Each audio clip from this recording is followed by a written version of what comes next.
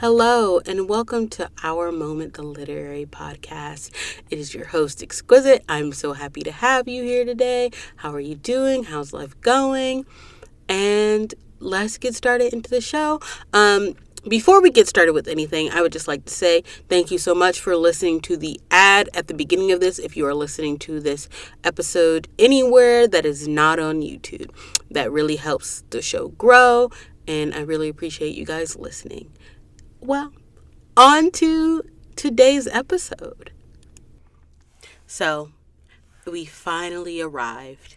It is the moment I have been dreading and am always constantly emotional about. The end of season 1 of Our Moment and the end of our time spent with Tracy Deonn's book. And yeah, we're no longer in the world of Legendborn. We're no longer on the campus of University of North Carolina, Chapel Hill. We have to leave Bree behind. And I'm really kind of emotional about it. Like, I read this book for the first time at the beginning of the year. And I was really just so affected by it.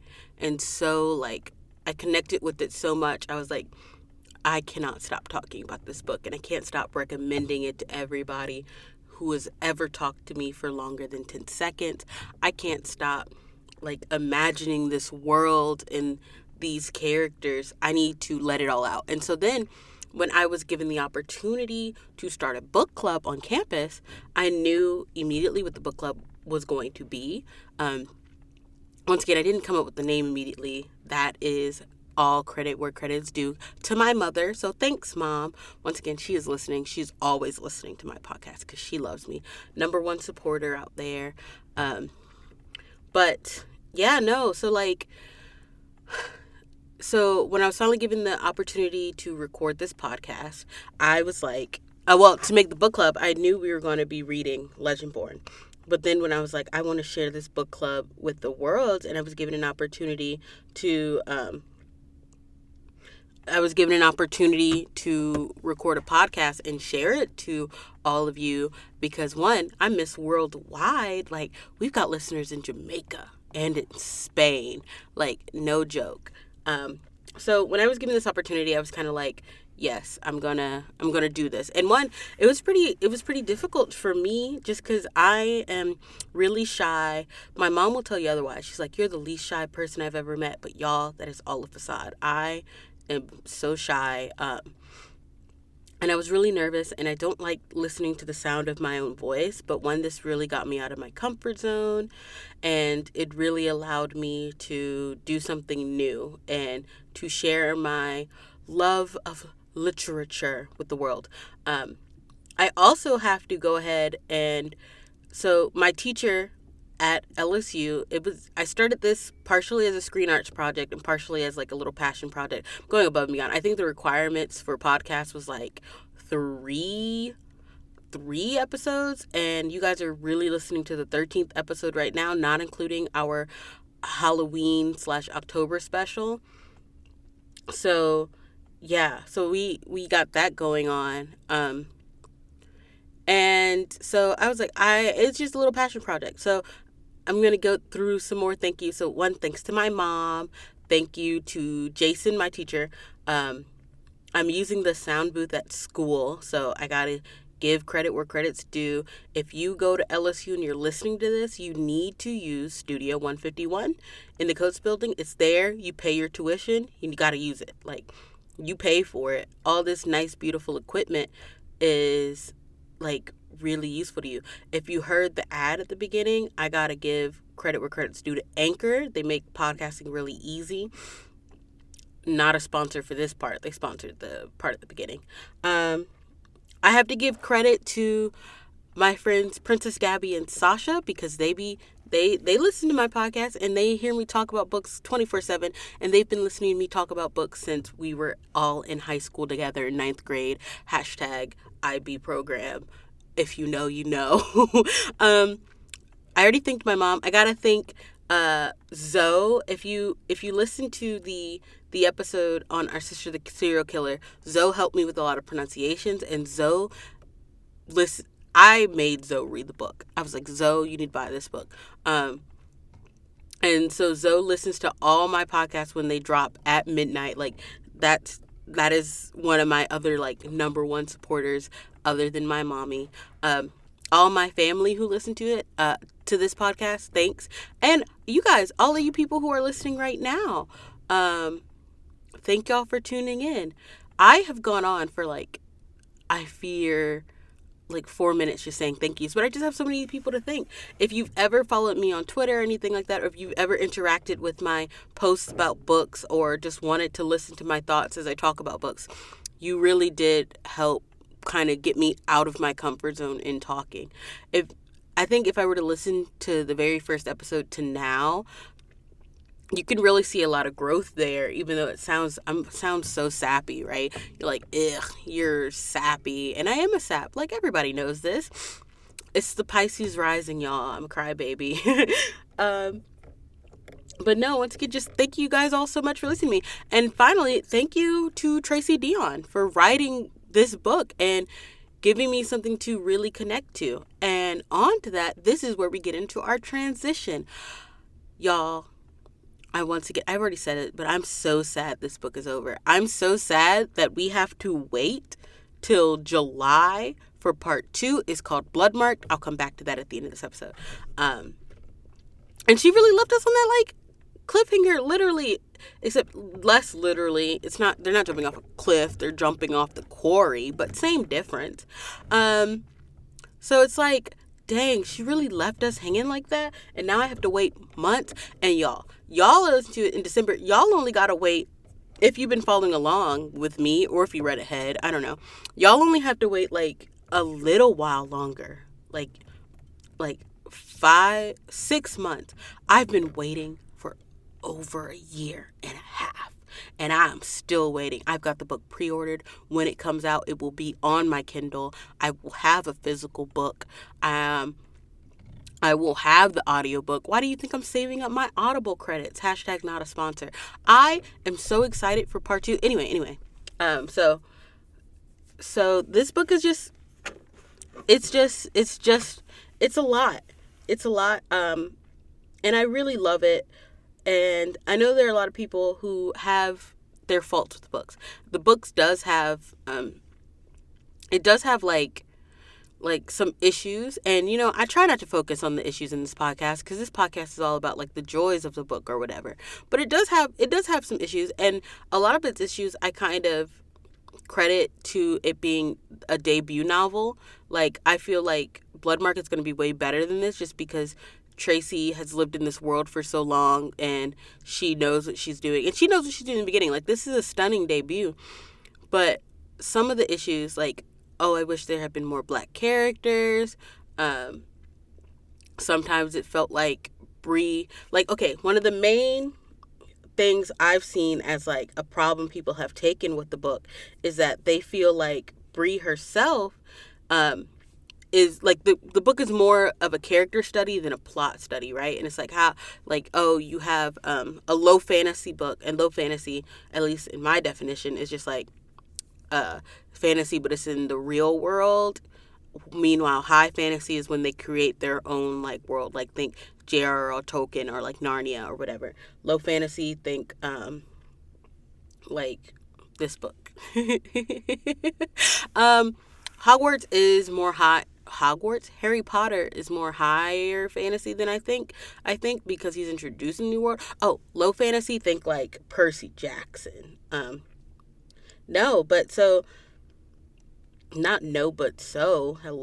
Also, last episode was super long. I do not think this episode is going to be an hour and 30 minutes. That's a full movie length of me just talking nonstop with nobody else.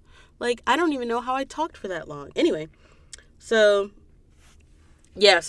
once again, the issues is a lot of people felt like this story was more focused on characters itself than plot.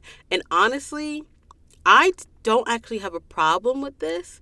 But also in my own writing, I'm a really like character driven I want to see your characters move and grow type person versus like, oh, I want more of the plot. I've never been a super like her plot is good. Like, there is plot, but a lot of people feel like the plot comes back in part 4. Like, you start the plot in part 1 and then it comes roaring back in part 4. In part 2 and 3, like, they're obviously working to move the plot, but they're more serving as like character studies. And oh my god, I'm so sorry if you heard that snort. Oh lord.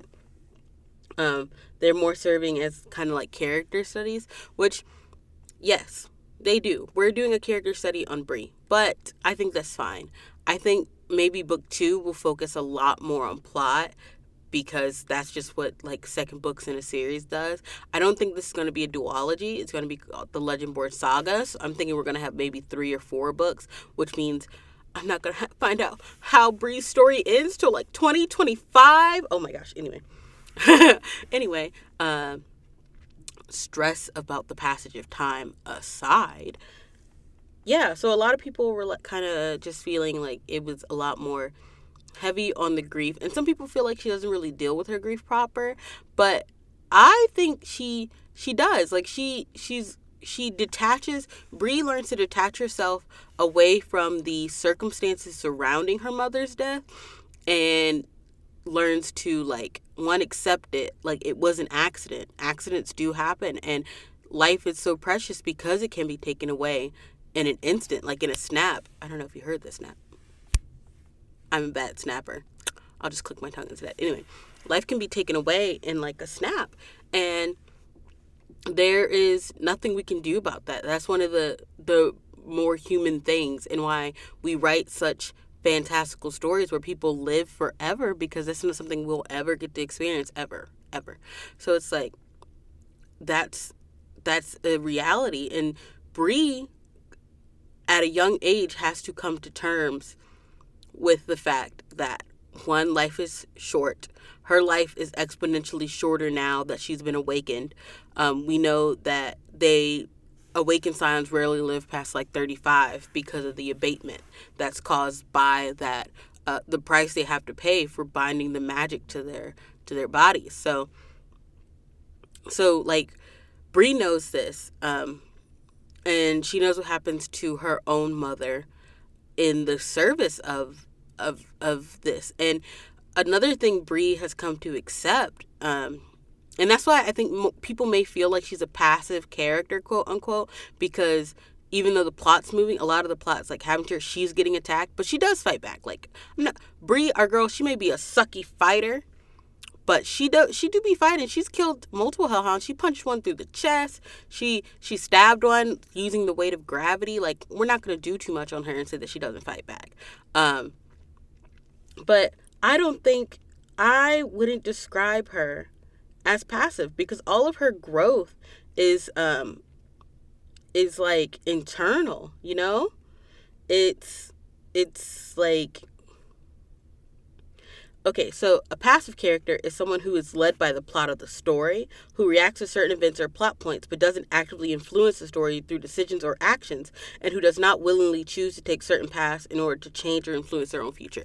Bree is not passive because she does make choices. Like, the plot is happening around her, but she's the one who's fighting back. She's the one who decided to go to the lodge where the plot is taking place. Like, she's making those active decisions. So I don't understand how she can be completely passive. Like, the only reason that, yes, the Grouchel in the beginning had picked her up and brought her back when Nick told her to run, but had she run with the other characters and not stopped, because she did choose to freeze and figure out what's going on, it would not have happened. She made active choices. She actively sought out answers surrounding her mother's death. So I don't think it's fair to call her a passive character at all, because the plot was not just happening to her. Yes, the plot was happening around her, but she was influencing the story. There were decisions that Bree made that, had she not made them, there would be no story. Like, the decision to continue on with Nick, the decision to go with Selwyn and actually go investigate Lord Davis's house, the decision to Yes, Alice was kidnapped, and that wasn't her decision, but the decision to turn back around and defy Lord Davis because she needed to save Bree. Those are decisions she made that furthered the plot. The plot wasn't just furthering on in her absence, and there would be no story if Bree was not in it. I think one of the hallmarks of a passive character is that if you can remove the character and the plot will still continue on despite what they do, then that's how you know. Like, if you can completely just pick the character up and plop them in another story and your original story continues on, then it's like, oh, you will say, then it's like, oh, okay, so because she's gone and the story is still happening, like it's still going to happen. And like, I think an example of a passive character, I love Twilight, but Bella Swan can be considered a passive character for a lot of things because she mainly reacts to the things around her, but she also makes some decisions. Like, she's not entirely passive, and that's part of the reason why people do tend to love her. So but you can also have, like, you can have a mainly passive but partially active character who do stuff, right? And actually, people don't come for me because I know how you girls like to tussle, but I think Harry Potter is he's a mostly passive character who then develops into active. And see, that's my thing. You can call Bree, but you can call Bree passive, but you can't say that she isn't active. So I think if you want to call her passive, she's a passive character who develops into an active character, if you're going to say that. But I don't think she's passive in the like. This is my podcast. I'm like trying not to rant, but hold on. Let me rant for a second. Like, don't come for me once again, because I know how you girls like to tussle. But if we look at the Harry Potter series, in the very first book, Harry is mainly reacting to everything around him. Now, he does have some little actions, like when they're getting attacked by a troll, he's like, let me fight back. But it's mainly because, like, the plot is pushing him to do those things.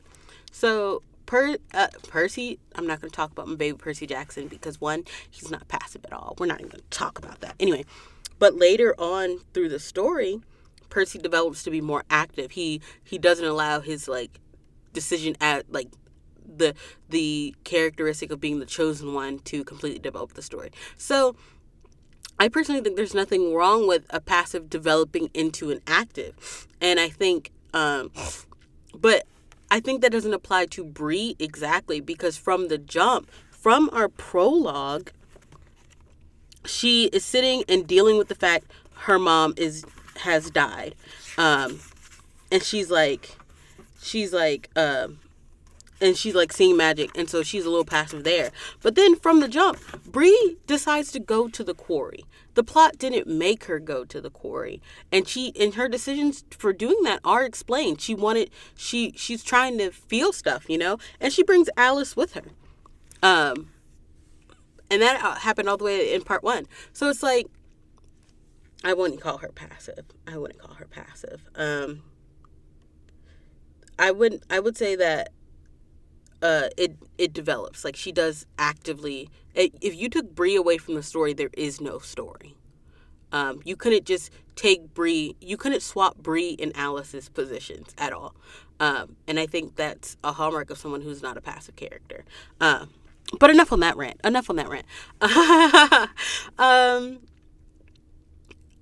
Can you tell reading somebody calling her passive struck a nerve? I try not to be so defensive. Well, my mom's listening to this and she's probably like, Exquisite, you're so defensive. But I'm working on it because I'm not a passive character in my own life, okay? I'm the main character, which means I have to move my plot forward in interesting ways. And anyway, dang, what were we talking about? Oh, yeah, okay, so that was one of the critiques. Another critique was that, yeah, I mentioned that they think the plot is less focused on and it's more focused on internally. And once again, I think that's fine. Because while this is a story about, like, King Arthur and them, this is actually, like, I don't think that's what book 1's about at all. If you heard that bump, that was me opening my book. And Tracy Deonn, in her author's note, agrees with me. She literally says, Bree's story is, at its core, a story about someone who wants to understand the role of death in her life. It's about Black motherhood and Black daughterhood, but it's also a story of someone who wants very much to understand and honor her mother and ancestors. Nowhere in there is she saying, like, it's also about King Arthur's table. Like, yes, it's allowed to take a backseat. And I can understand why this is a problem for people. Like, that's fine if it's a problem for you. It may not work for you. Every book is not meant to do everything, you know? And that's completely fine. If you want a book that's more plot heavy, and less internal character building, I don't know, go read A Song of Ice and Fire. She says, like, she's read that book. I haven't actually. If you want a book that's more plot and less character, then read Daughters of Nri, which I did read and I really loved it. But that one is more action based. Like, we do have a lot of characters playing it, and we may talk about that book sometime on this podcast. Maybe I'll do like a one-off episode, or maybe it'll be the book for next season. But yeah, so yeah, that was that. And it does, and I agree to that. Like, the plot, the main, like, the backdrop, because once again, our plot is mainly Bree's head. The other plot that comes roaring back, it comes roaring back in part 4. And I really enjoyed that. So yeah, that's me saying that your argument is invalid. Just kidding. I really don't know. Oh, I had a hiccup. I don't know how Tracy Deonn did it, but she definitely transported me to a new place that interlaced grief, but I think it was with well-paced action and mythology. I personally enjoyed the action. I enjoyed the different fights she had with the characters. Once again, I enjoy her trio, and I enjoy how they all bounce off of each other. I love Nick. I'm rooting that Nick gets a corruption arc in part 2. Like, they've kidnapped him. I need a corruption arc for my golden boy, because I think that's the only way he'll compete against Selwyn. Selwyn is like a fan favorite from what I've seen. Everybody loves Nick because he's Nick, but some people find Nick boring because he's Nick and he's goody two-shoes. And people love a dark character. Like, you know, it's a little spicy to have a dark character. I personally love all 3 of them. I love Selwyn. I'm interested to see who she chooses, if she chooses anybody at all. I've seen some people say that Nick is going to die. I don't think Nick is going to die. What are they going to do if Lancelot dies? I wonder if Selwyn's mother will come back. This is me getting into theories. In the next book, I really think Selwyn's mom comes back. Yeah, no. So I really enjoyed the well-paced action. I've always kind of been interested in Arthurian legends because I was a kid. I had a lot of different phases, and my King Arthur phase didn't last long, but I've always been like wanting to read all the different fables. I need to watch the Green Knight with Dev Patel. I've mentioned Dev Patel on this podcast before. Dev Patel, if you're listening to this, I'm free on Thursdays, every Thursday. Text me, DM me on Twitter.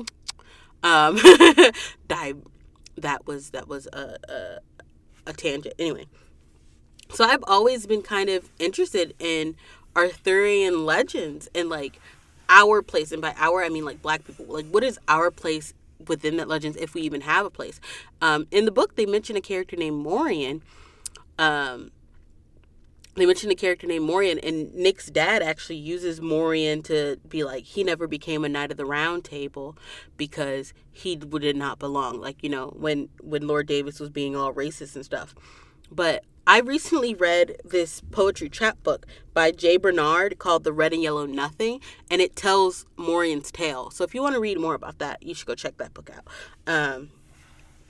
But no, like I've always been like really interested, intrigued by the Arthurian legends.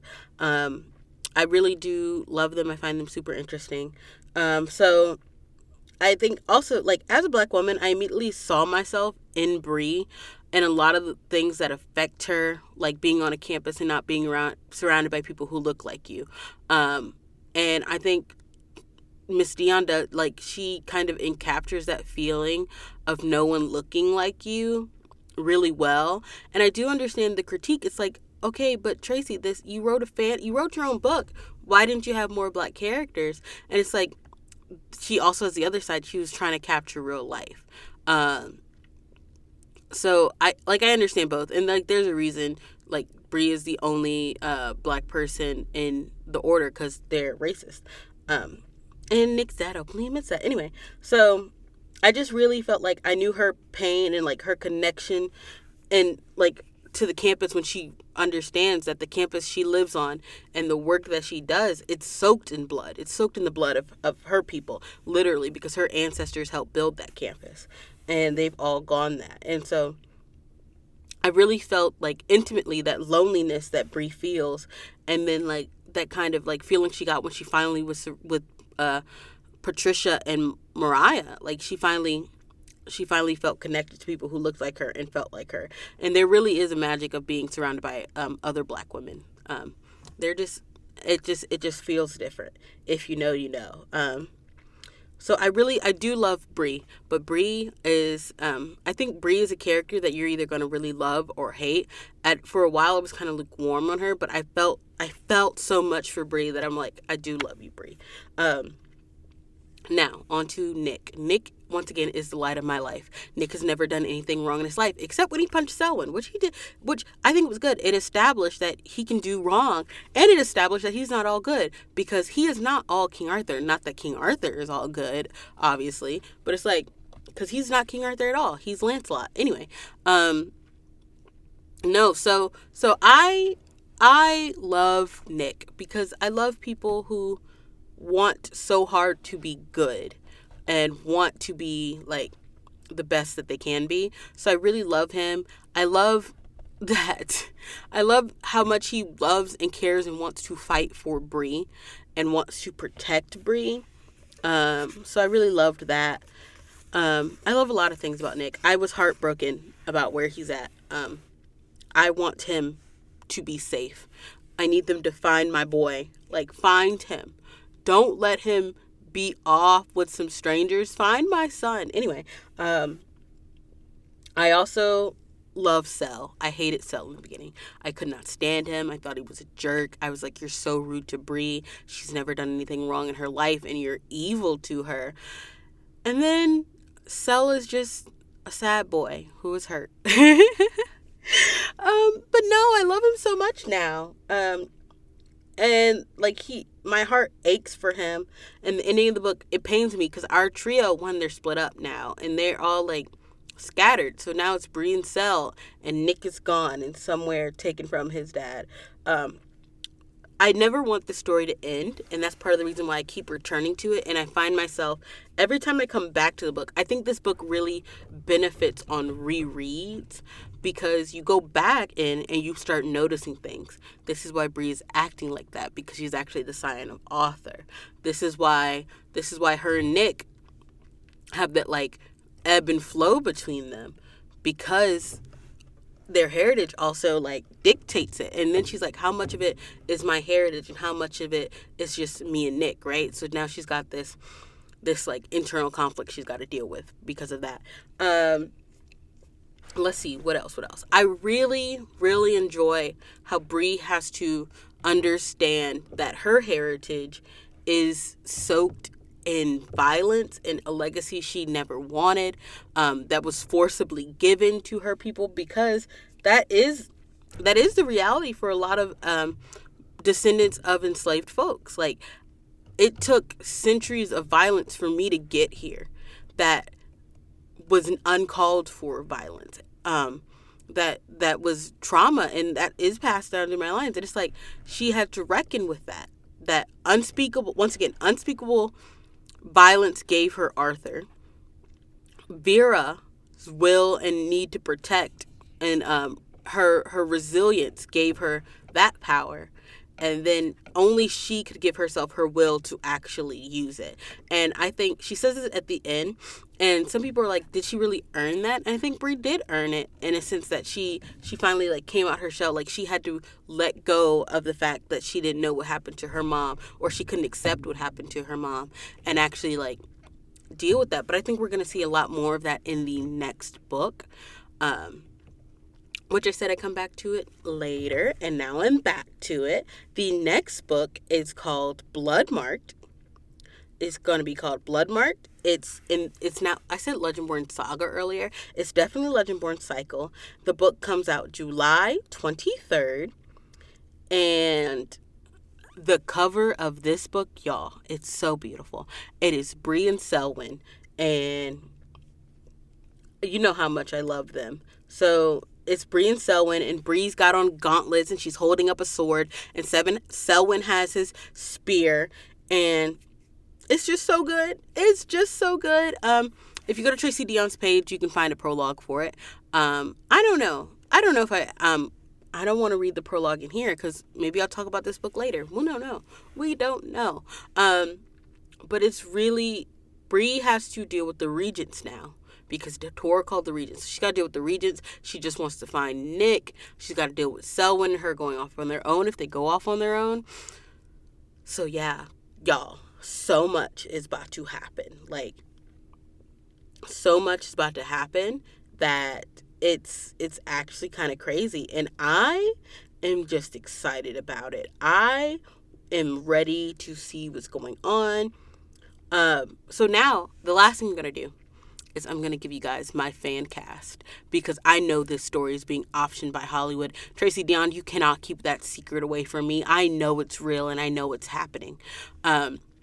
Lovey Simone, if you need a job, literally, y'all, look up Lovey Simone. She is literally Bree. She is the cover of Bree. Like, I'm not even joking. She is our Legendborn lead. And for Selwyn, I was like, Selwyn is a mixture of Timothy Chalamet and Eddie Redmayne. Oh, wait, that's not his name. The other dude who played Flash and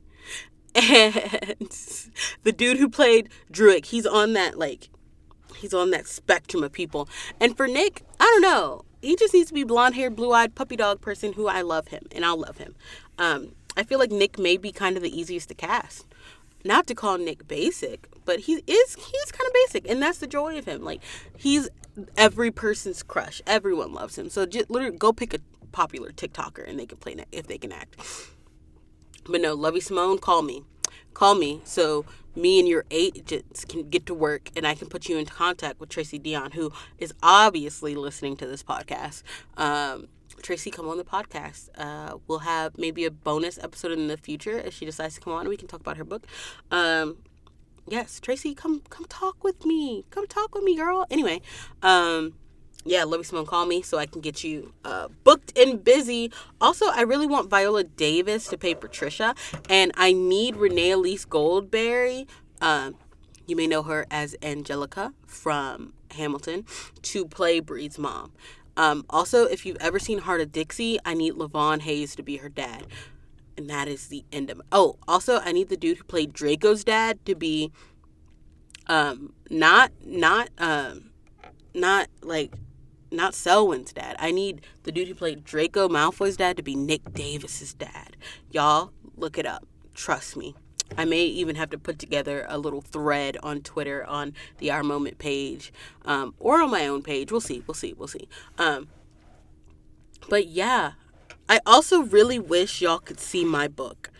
Ooh, when I tell y'all, you can tell I've really put in a lot of love to this book. Old girl is beat up. She is beat down.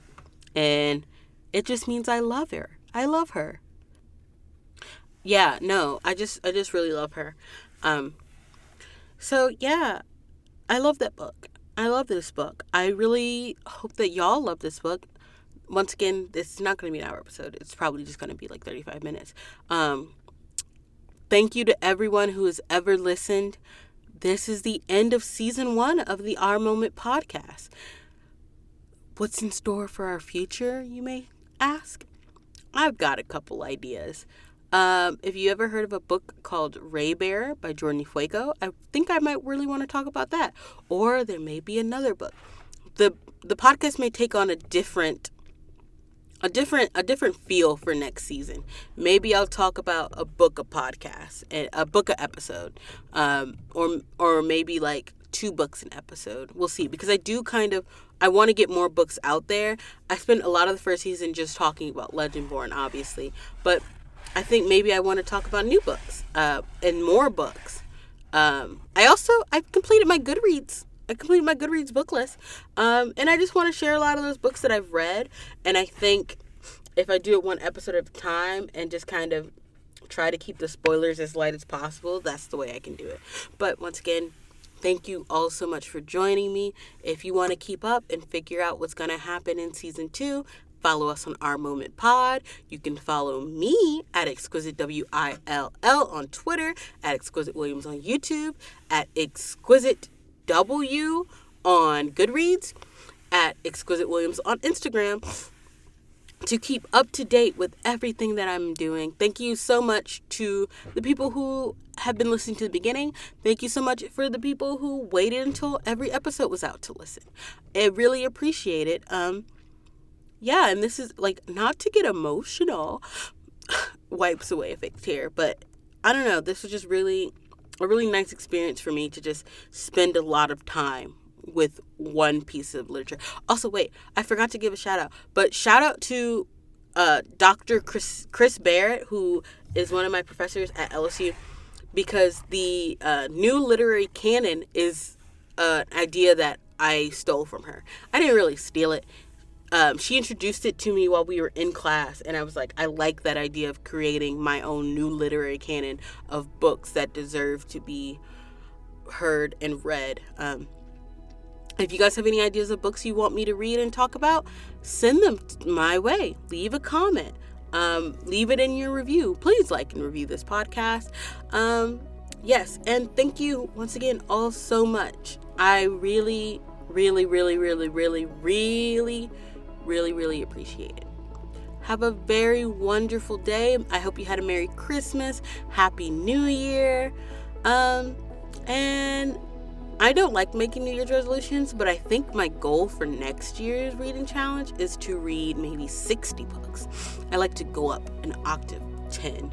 And that, yeah, you know, that's a lot of books to read in a year, but I pulled off 50 before the year was up, so I think I could do it. Unless I get into rut, because, you know, I will be going to grad school. Hopefully by the time you hear this, I've already submitted all my applications, and maybe I'll put this on the applications and be like, y'all see how serious I am about fiction? I can talk about it for multiple hours. Like, I'm crazy about it. But yes, thank you all so much once again for reading. I've already given the spiel on where you can find us. Once again, you can follow us at Our Moment Pod at Twitter. Follow Tracy Deonn, read Legendborn, read more diverse books, and I will see you all in season 2 of the Our Moment Literary Podcast. Bye. Have a good day.